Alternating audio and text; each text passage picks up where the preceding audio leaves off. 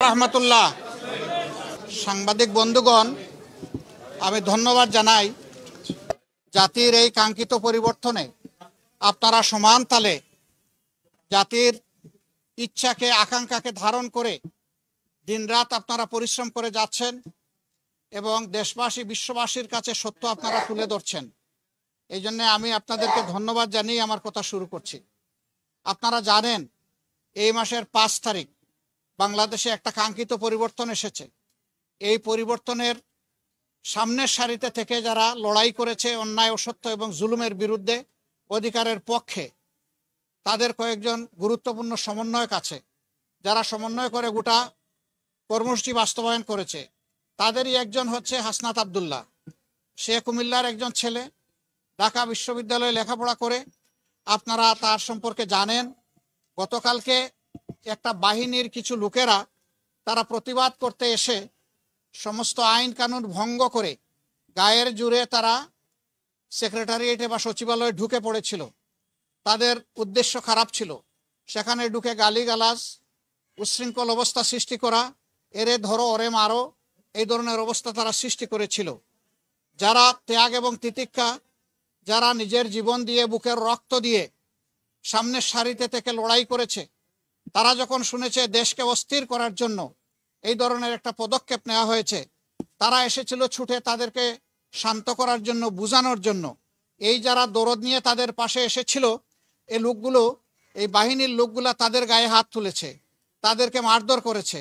আপনারা এটা দেখেছেন এবং আপনারা এটা জেনেছেন। আপনাদের মাধ্যমেই আমাদের জানার সুযোগ হয়েছে, মিডিয়া আপনারা তুলে ধরেছেন।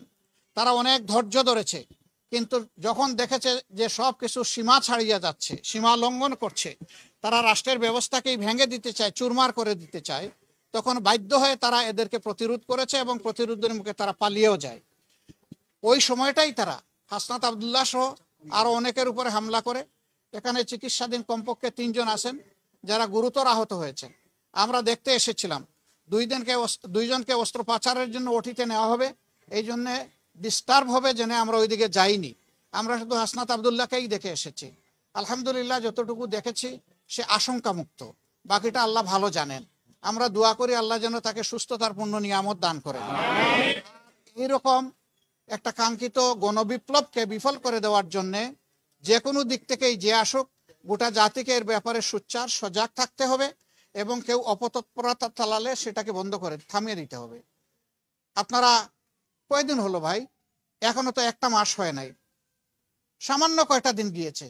দুনিয়ার জমানো সমস্ত দাবি দেওয়া নিয়ে সবাই এখন রাস্তায় নেমে গেলে যারা এখন সরকারে বসেছেন তারা দেশটা গুছাবেন কিভাবে? এতদিন আপনাদের দাবি দেওয়া কোথায় ছিল?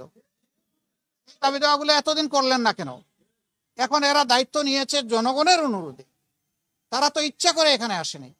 তাদেরকে যদি সহযোগিতা না করে এইভাবে ব্যতিব্যস্ত করে তোলা হয়, তাইলে রাষ্ট্র পুনর্গঠন এবং মেরামতের যে কাজটা, এটা তো তারা করতে পারবে না। এখানে সকলের দায়িত্বশীল আচরণ আমরা আশা করি। যার যার দাবি আছে একটু ধৈর্য ধরেন। 15.5 বছর যদি ধৈর্য ধরতে পারেন, 2-1 মাস একটু ধৈর্য ধরেন, ওনারা একটু গুছিয়ে আনুক, তারপরে আপনারা স্বাভাবিকভাবে নিয়মতান্ত্রিকভাবে আপনাদের দাবিগুলা তুলে ধরেন। কিন্তু সেইটা করতে গিয়ে আপনারা সচিবালয়ে ঢুকে পড়বেন, আপনারা বিশৃঙ্খল অবস্থা সৃষ্টি করবেন, এটা তো দেশের জনগণ মেনে নেবে না। আপনারা কি দেশের জনগণের বিপক্ষে দাঁড়াতে চাচ্ছেন? এরকম যারা দুঃসাহস দেখাবে, জনগণ কিন্তু তাদেরকে ক্ষমা করবে না। আমরা আশা করব যে তাদের সকলের শুভবুদ্ধির উদয় হবে এবং কারো উস্কানিতে, ষড়যন্ত্রে তারা পা দেবে না। তারা নিজের বিবেক অনুযায়ী চলবে, দেশকে ভালোবাসবে, তারাও এই দেশের পুনর্গঠনে নিজেরা দায়িত্বশীল ভূমিকা পালন করবে। আমরা সকলের কাছে সেই দায়িত্বশীল আচরণ আশা করি। আপনাদের সকলকে ধন্যবাদ।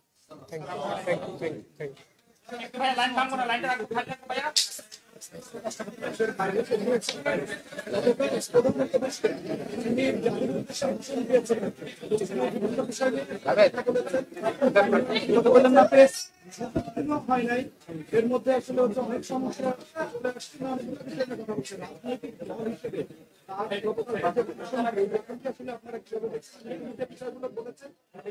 আমাদের এই সাংবাদিক বন্ধু প্রশ্ন করেছেন, গতকাল প্রধান উপদেষ্টা জাতির উদ্দেশ্যেই প্রথম ভাষণ দিলেন।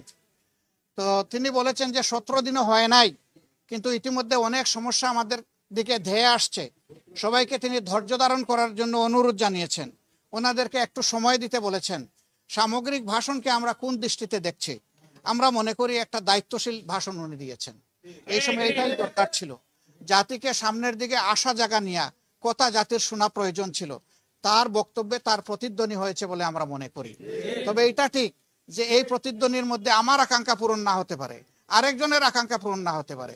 দেখতে হবে সামগ্রিকভাবে সারা দেশবাসীর আকাঙ্ক্ষার প্রতিফলন হয়েছে কিনা। আমরা মনে করি হয়েছে, এবং আমরা মনে করি তারা এখনো রাইট ডিরেকশনে আছেন। তাদেরকে সেভাবেই এগিয়ে গেলে আল্লাহ সাহায্য করবেন, দেশের জনগণও সাহায্য করবেন ইনশাআল্লাহ। ছাত্রদের উপরে নির্ভর করে থাকবে এই ধরনের যদি আবারও হামলা হয়, তখন কি জামাত ইসলাম কি এগিয়ে আসবে? আমরা জামাতে ইসলাম হিসেবে আসবো না, এদেশের সচেতন জনগণ হিসাবে আসবো, এবং ছাত্রদেরকে বাদ দিয়েও আসবো না। আমরা তাদের সহযোদ্ধা হিসাবে আসবো। তবে আমরা দোয়া করি এইগুলার যেন প্রয়োজন না হয়, সবার জন্য শুভ বুদ্ধির উদয় হয়।